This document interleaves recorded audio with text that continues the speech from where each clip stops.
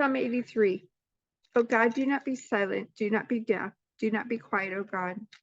Don't you hear the uproar of your enemies? Don't you see that your arrogant enemies are rising up? They devise crafty schemes against your people. They conspire against your precious ones. Come, they say, let us wipe out Israel as a nation. We will destroy the very memory of its existence. Yes, this was their unanimous decision. They signed a treaty as allies against you, these Edomites and Ishmaelites, Moabites and Hagrites, Gebalites, Ammonites and Amalekites, and people from Philistia and Tyre. Assyria has joined them too, and is allied with the descendants of Lot. Do to them as you did to the Midianites, and as you did to Sisera and Jabin at the Kishon River.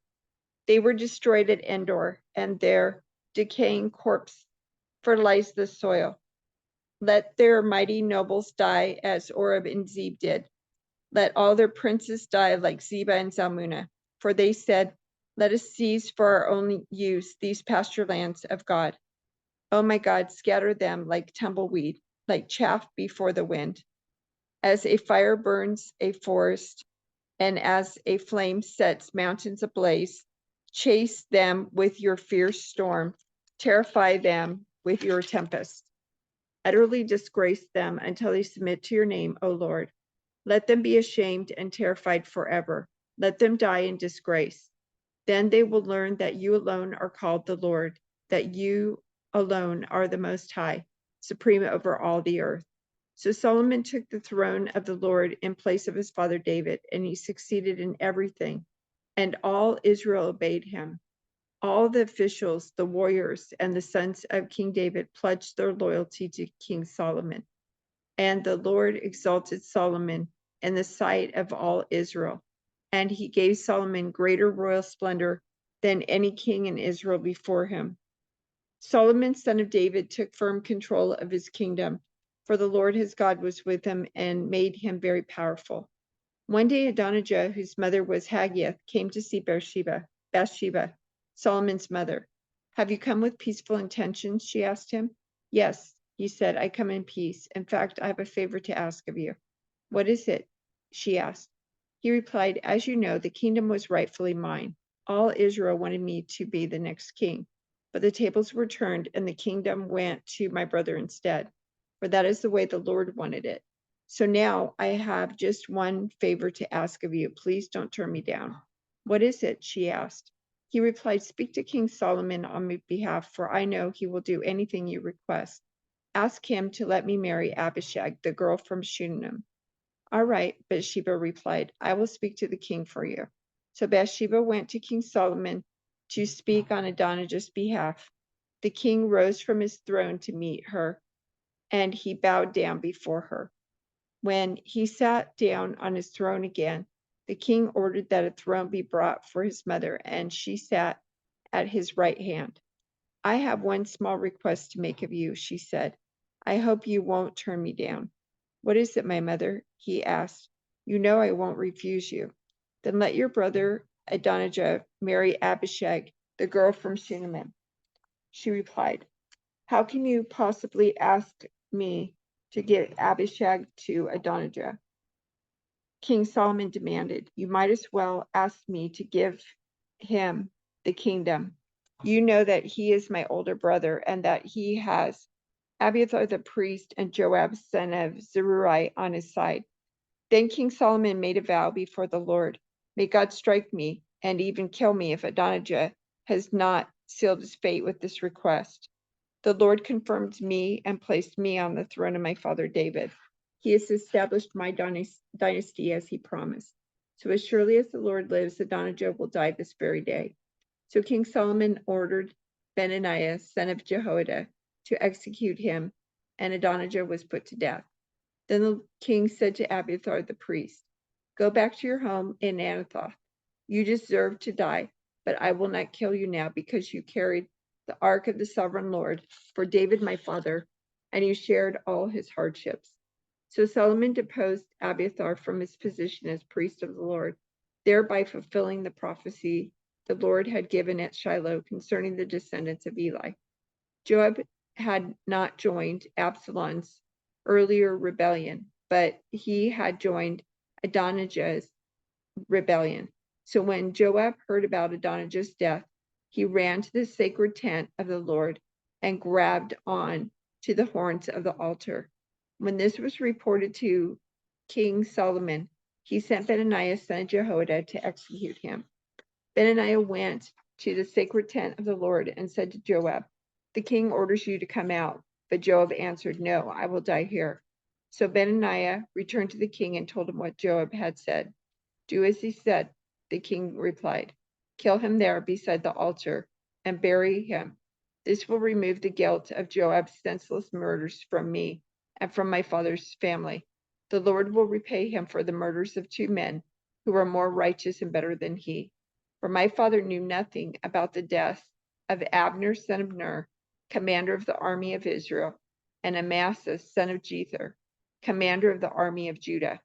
May their blood be on Joab and his descendants forever, and may the Lord grant peace forever to David, his descendants, his dynasty, and his throne."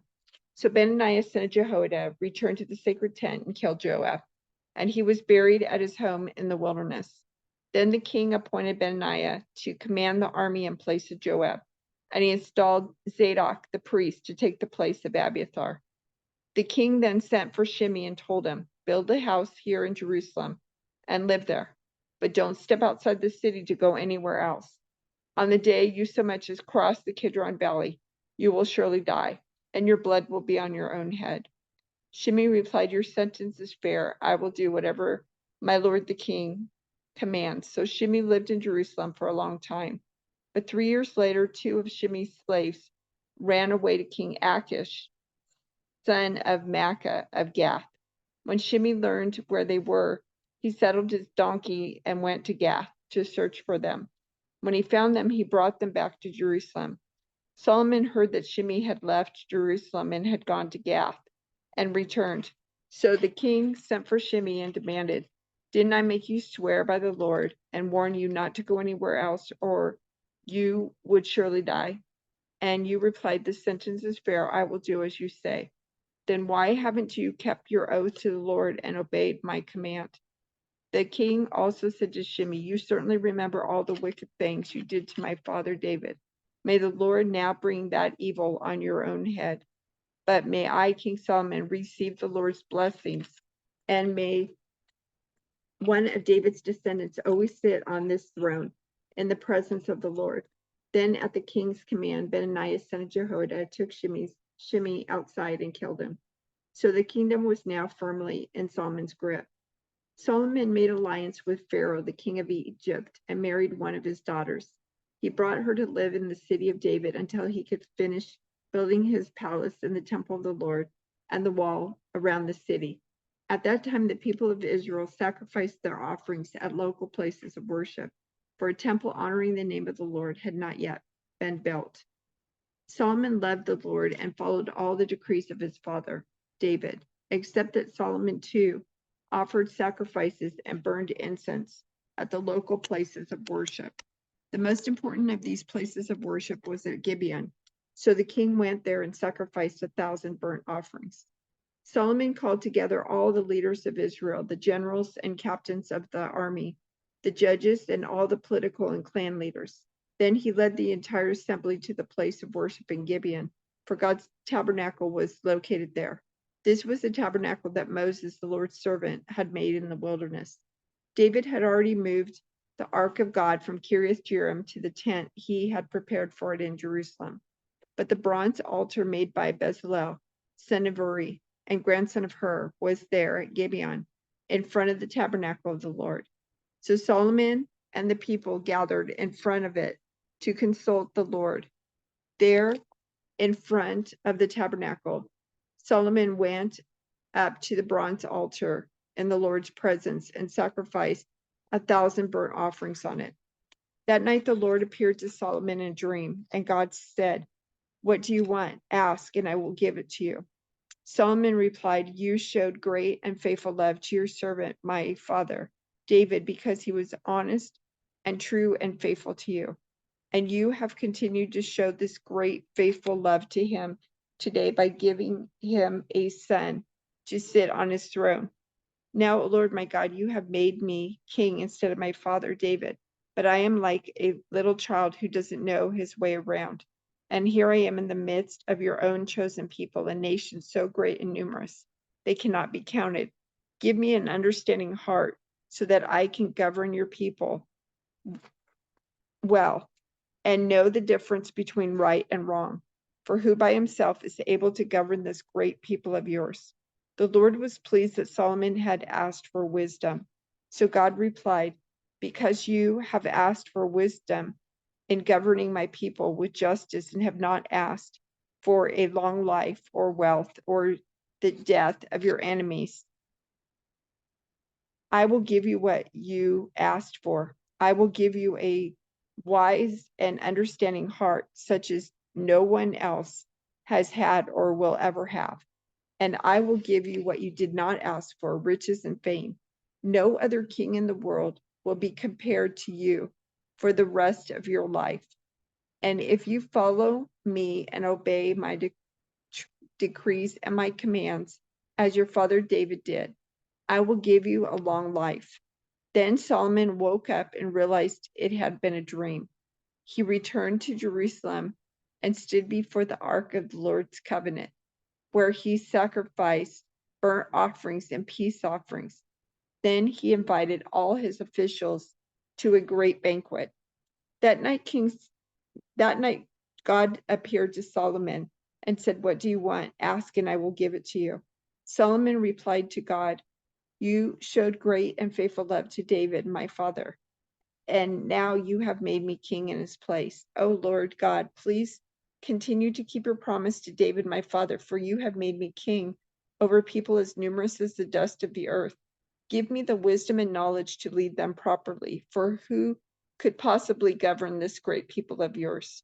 God said to Solomon, because your greatest desire is to help your people, and you did not ask for wealth, riches, fame, or even the death of your enemies or a long life, but rather you asked for wisdom and knowledge to properly govern my people.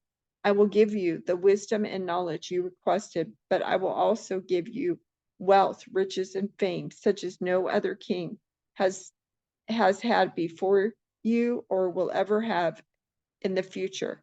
Then Solomon returned to Jerusalem from the tabernacle at the place of worship in Gibeon, and he reigned over Israel.